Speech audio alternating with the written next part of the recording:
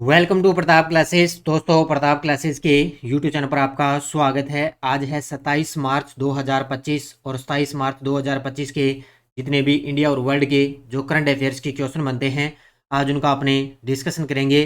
पूरा वीडियो ध्यान से देखना और लास्ट में आपसे क्वेश्चन पूछूंगा जिनके जवाब आपको कमेंट बॉक्स में देना होगा। आज अपने पढ़ेंगे सेपक टाकरा वर्ल्ड कप में भारत ने पहली बार जीता gold medal. Indonesia new development bank का कौन सा सदस्य देश बनेगा और राजीव गौबा को नीति आयोग का पूर्णकालिक सदस्य बनाया गया है। इनकी आज हम चर्चा करेंगे पूरे लेटेस्ट न्यूज़ के साथ में। डेली आपको सुबह करंट अफेयर्स की ये क्लास मिलती है, तो सभी साथी एक बार करेंगे सेशन को लाइक शेयर। और ये क्लास फर्स्ट ग्रेड वालों, यूपीएससी वालों, एसएसजीडी, पटवार, रेलवे, वीडियो, कोई भी एग्जाम हो, ये डेली आपके लिए करंट की क्लास रामबाण साबित होगी। क्योंकि आने वाले समय में एक करंट एक ऐसा सब्जेक्ट बनने जा रहा है जो डेली क्लास देखेगा उसी का करंट अफेयर्स का क्वेश्चन सही होगा। क्योंकि आजकल एग्जामिनर, आपको पता है, मुख्य तथ्य जो हम करवाते हैं उसी के अकॉर्डिंग वो क्या है, एग्जाम के अंदर क्वेश्चन पूछता ही पूछता है। जो डेली निरंतर क्लास देखेगा उसी का करंट अफेयर्स में सब कुछ समझ में आएगा, क्या चल रहा है क्या नहीं चल रहा। करें स्टार्ट। एक बार सभी साथी सेशन को कर दें लाइक शेयर। सभी साथियों को गुड मॉर्निंग। सबसे पहले हम करते हैं कल के क्वेश्चनों को रिवाइज। 2025 का प्रतिष्ठित संगीत कलानिधि पुरस्कार किसे दिया जाएगा? आर के श्री राम कुमार। वरिष्ठ नागरिक आयोग स्थापित करने वाला भारत का पहला राज्य बना केरल। कृषि और प्रसंस्कृत खाद्य उत्पाद निर्यात विकास प्राधिकरण ने मिजोरम से सिंगापुर को किस प्रकार के फूलों का निर्यात पहली बार किया? तो एंथूरियम का। भारत ने 2025 में अपने सकल घरेलू उत्पाद को 2015 के 2.1 ट्रिलियन से बढ़ाकर कितना कर दिया? 4.3 ट्रिलियन। भारतीय पुरातत्व सर्वेक्षण ने हाल ही में केरल और उड़ीसा में कौन सी महत्वपूर्ण खोजें की? तो केरल के अंदर मेगालिथिक दफन स्थल और उड़ीसा के अंदर बौद्ध पुरावशेष। कॉलेज सहित विश्वविद्यालय जैसी उच्च शिक्षण संस्थानों में विद्यार्थियों की आत्महत्या की बढ़ती घटनाओं से निपटने हेतु सुसाइड पर टास्क फोर्स की अध्यक्षता किसने की? तो जस्टिस एस रविंद्र भट्ट ने। युग युगेन भारत राष्ट्रीय संग्रहालय जो सेंट्रल विस्टा पुनर्विकास परियोजना के तहत स्थापित किया जाएगा, ये नई दिल्ली नॉर्थ और साउथ ब्लॉक में। WHO द्वारा प्रथम वैश्विक मुख्य ओरल स्वास्थ्य बैठक कहाँ आयोजित की गई? तो ये की गई थी थाईलैंड के अंदर। ये थे कल के क्वेश्चनों का रिवाइज हमने कर लिया। टेस्ट वगैरह पीडीएफ वगैरह आपको सब कुछ मिल रही है। तो ये अपनी वार्षिक करंट 2025 की टेस्ट सीरीज है। इसमें आपको मात्र 50 रुपए के अंदर ये टेस्ट सीरीज हो चुकी है। इसमें डेली टेस्ट मिल रहा है, daily PDF, weekly test, monthly test, सब कुछ आपको करवाया जा रहा है। और साथ में 2024 का करंट भी आपको साथ में फ्री में मिलेगा। पीडीएफ भी फ्री में मिलेगी 2024 का और टेस्ट भी आपको फ्री में मिलेगी। करें स्टार्ट आज की क्लास। पहला क्वेश्चन आपके सामने। सेपक टाकरा वर्ल्ड कप के रेगुलर इवेंट में भारत ने किस टीम को हराकर पहली बार गोल्ड मेडल जीता है? अब इस प्रकार का प्रश्न हमें लगता नहीं है एग्जाम के अंदर आएगा, लेकिन एग्जामिनर इसी प्रकार का क्वेश्चन उठाता है। तो नई चीज है आपके सामने। Sepak takraw world cup regular event में भारत ने किस टीम को हराकर पहली बार गोल्ड मेडल जीता? तो ये रहा है जापान को हराकर। किसको हराकर है? जापान को हराकर भारत ने पहली बार इसके अंदर गोल्ड मेडल जीता है। अब देखो detail. Sepak takraw world cup के रेगू इवेंट में भारत ने स्वर्णिम इतिहास रचते हुए फाइनल के अंदर जापान टीम को 2-1 से हराया और पहली बार गोल्ड मेडल जीता है। अब पूरे कथन से आएगा ना तो पूछा जाएगा भी जापान को कितने 1 से हराया? 2-1 से हराकर पहली बार गोल्ड मेडल। इससे पहले 2018 में चीन में भारत को 1 सिल्वर मिला और 2 ब्रॉन्ज मेडल मिले थे, जबकि इस बार कुल 7 मेडल प्राप्त हुए हैं। यानी कि पहली बार भारत ने गोल्ड मेडल जीत लिया। इससे पहले भारत ने 1 सिल्वर जीता और 2 ब्रॉन्ज जीते। महिला टीम को सेमीफाइनल में वियतनाम से हारने के बाद मलेशिया के साथ संयुक्त रूप से कांस्य पदक से संतोष करना पड़ा। महिला टीम है, उन्होंने सेमीफाइनल के अंदर कांस्य पदक जीता और 6 दिनों तक चले इस वर्ल्ड कप में भारत ने 1 गोल्ड, 1 सिल्वर और 5 ब्रॉन्ज मेडल जीते हैं। कि भारत ने टोटल कितने पदक जीते? 7 पदक जीते हैं। याद रखना, 1 गोल्ड, 1 सिल्वर और 5 ब्रॉन्ज मेडल जीते हैं। टोटल 7 और पहली बार गोल्ड मेडल जीता है। भारतीय पहलवान सुनील कुमार ने 2025 एशियाई कुश्ती चैंपियनशिप में कौन से वजन वर्ग में कांस्य पदक जीता है? वेरी वेरी इंपॉर्टेंट प्रश्न है। भारतीय पहलवान है सुनील कुमार ने 2025 एशियाई कुश्ती चैंपियनशिप में कौन से वजन में कांस्य पदक जीता है? तो ये 87 किलोग्राम के अंदर। Option number B. आजकल आपको पता है एग्जामिनर वजन भी पूछने लग गया है। अब कथन से प्रश्न आएगा तो एग्जाम में आपको वजन भी मिलेगा, अब कितने वजन के अंदर उन्होंने कौन सा पदक जीता है। तो कांस्य पदक जीता कितने वजन में? 87 किलोग्राम के अंदर। देखो, तो भारतीय पहलवान सुनील कुमार ने अमान जॉर्डन में आयोजित एशियाई कुश्ती चैंपियनशिप 2025 में 83 किलोग्राम ग्रीको रोमन वर्ग में कांस्य पदक जीता है। याद रखना कहां पर आयोजित हुई? अमान जॉर्डन के अंदर आयोजित हुई। 83 किलोग्राम ग्रीको रोमन वर्ग में कांस्य पदक जीता। सेमीफाइनल में ईरान के यासिन याजदी से हारने के बाद सुनील ने कांस्य पदक मुकाबले में चीन के याक्सिन हुआंग को हराकर शानदार वापसी की थी। याद रखना सेमीफाइनल में ईरान से एक शख्स से हारे, उसके बाद में चीन के जैक्सिन हुआंग को हराकर उन्होंने कांस्य पदक जीता। इसके अलावा एक पॉइंट नोट कर लेना, भारतीय कुश्ती महासंघ के अध्यक्ष संजय सिंह को यूनाइटेड वर्ल्ड रेसलिंग एशिया के ब्यूरो सदस्य के रूप में चुना गया। ये पॉइंट भी नोट कर लेना, क्योंकि भारतीय कुश्ती संघ की बात आई है तो इसके अध्यक्ष हैं संजय सिंह। इनको यूनाइटेड वर्ल्ड रेसलिंग एशिया के ब्यूरो सदस्य के रूप में चुना गया है। तो जो जो चीजें मैं आपको बता रहा हूं अच्छे तरीके से सेट बिठा लेना भाई। अगला देखो, इंडोनेशिया न्यू डेवलपमेंट बैंक का कौन सा सदस्य बनेगा? इंडोनेशिया न्यू डेवलपमेंट बैंक का कौन सा सदस्य बनेगा? और अब की बार आपको पता है वैसे भी इंडोनेशिया चर्चा में रहा था, क्योंकि अपने 26 जनवरी 2025 को इंडोनेशिया के राष्ट्रपति मुख्य अतिथि रहे थे गणतंत्र दिवस पर। तो वहाँ पे इंडोनेशिया अब न्यू डेवलपमेंट बैंक का कौन सा सदस्य देश बनेगा? तो ये बनेगा 9 नंबर का, यानी कि 8 पहले थे, 8 वर्तमान में है, और अब 9वां कौन सा बनने जा रहा है? इंडोनेशिया न्यू डेवलपमेंट बैंक का 9वां सदस्य बनेगा। देखो, इंडोनेशिया ने ब्रिक्स समूह द्वारा स्थापित न्यू डेवलपमेंट बैंक में शामिल होने पर सहमति व्यक्त की। वर्तमान में न्यू डेवलपमेंट बैंक के 8 सदस्य देश हैं। कितने हैं? 8 सदस्य देश हैं, और 9वां बनेगा इंडोनेशिया। जब इंडोनेशिया न्यू डेवलपमेंट बैंक में शामिल होगा तब बैंक का सदस्य बनने वाला ये 9वां देश बन जाएगा। अब वर्तमान में कौन कौन से 8 देश देखो, ब्राजील, रूस, भारत, चीन, दक्षिण अफ्रीका, बांग्लादेश, संयुक्त अरब अमीरात और मिस्र। ये 8 देश वर्तमान में शामिल है, और 9वां इंडोनेशिया बनेगा।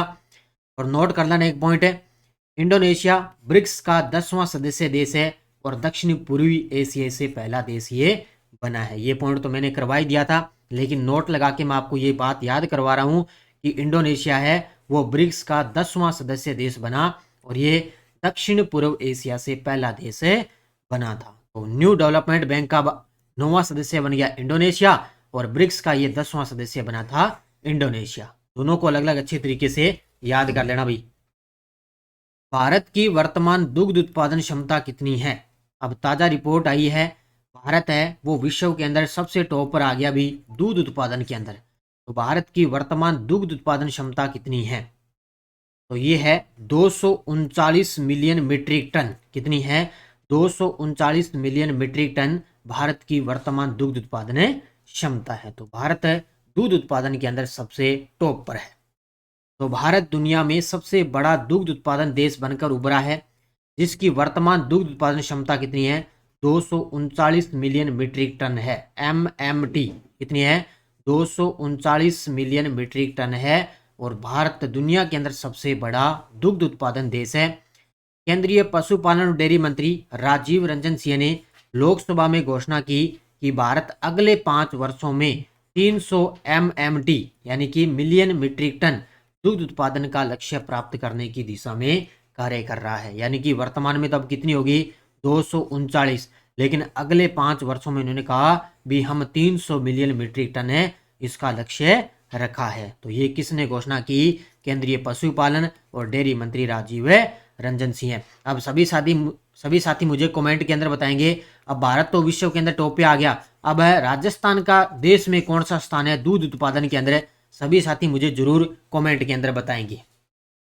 भारतीय नौसेना ने अपने दूसरे प्रोजेक्ट 1135.6 फॉलो ऑन फ्रिगेट का नाम क्या रखा है? भारतीय नौसेना ने अपने दूसरे प्रोजेक्ट 1135.6 फॉलो ऑन फ्रिगेट का नाम रखा है तवस्या। ऑप्शन नंबर बी, क्या नाम रखा है?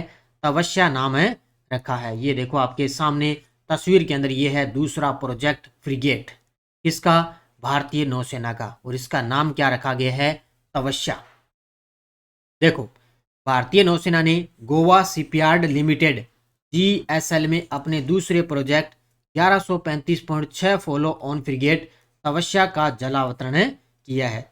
ये आपको पता है नौसेना के अलग अलग फ्रिगेट होते हैं, जैसे अभी गोवा शिपयार्ड लिमिटेड का ये दूसरा प्रोजेक्ट है जिसका नाम रखा गया तवस्या, और यह युद्धपोत हवाई सतह और पनडुब्बी युद्ध अभियानों के लिए इसको डिजाइन किया गया, यानी कि हवाई सतह के लिए, पनडुब्बी जो युद्ध अभियान होते हैं अभ्यास करते ना, उसके लिए है। इसके अलावा पहला जो युद्धपोत है त्रिपुत, वो 23 जुलाई 2024 को लॉन्च किया गया था।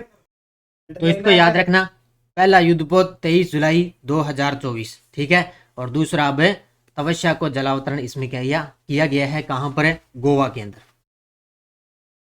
The untold story of Chennai super Kings पुस्तक के विमोचन समारोह में कौन सी क्रिकेटर और इस के अंदर टीम के जो सदस्य हैं वो शामिल हुए थे? तो इस पुस्तक का विमोचन किया गया है, the untold story of Chennai super Kings, ये पुस्तक है।